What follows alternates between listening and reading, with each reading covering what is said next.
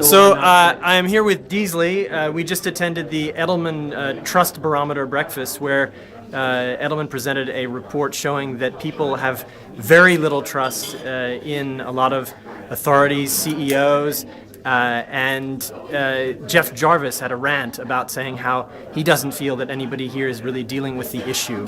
I put the question to Richard Edelman: does he think that people in Davos are really paying attention to this? Will they work to regain trust? And then they put the question to Lionel Barber, the editor of the Financial Times: does he think that people can trust the financial press?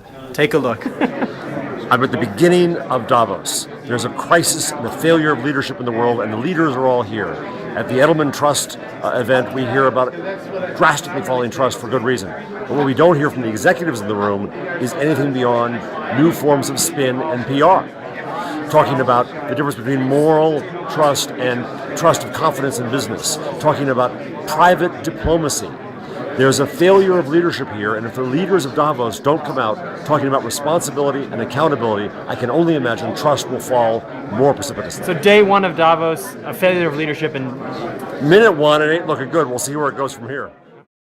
I think the primary issue here is, do we come out of Davos with positive momentum? Do we have a recommitment to working together between business, government, and NGOs? Do we say that there were some mistakes of judgment in the past couple of years, but that we have a plan to fix them, and that we have a vision for going forward, and that we are going to have shared sacrifice, and that we are going to have a sense of sort of private sector diplomacy where we work together. You're a Davos veteran, many years here. Do you have a sense that that's going to happen? Are people really taking these results on board? It's quite stark what you've shown.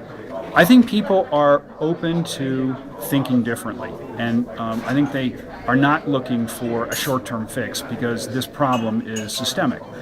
And they also recognize that no single sector, as big as government is, it isn't the motive force for job creation. It's private sector. So we all have to put shoulder to wheel together in order to get the cart out of the rut. Okay, and you're confident Davos, we're going to see more of that over this week? I think we will.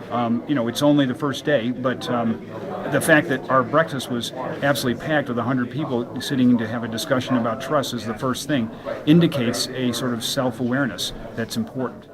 I think that many news organizations did offer warnings. I think the Financial Times, particularly Gillian Tett, who covered the credit derivatives business and has become an expert in the last 4 years, was issuing warnings 3 or 4 years ago. So I think overall we didn't do a bad job. Okay, what are there lessons learned, however? Should there have been more stories on page one about this, or what are the lessons Well, learned? the credit derivatives story was certainly a specialist area. It was sort of the back of the paper in many organizations, and I think that was probably wrong.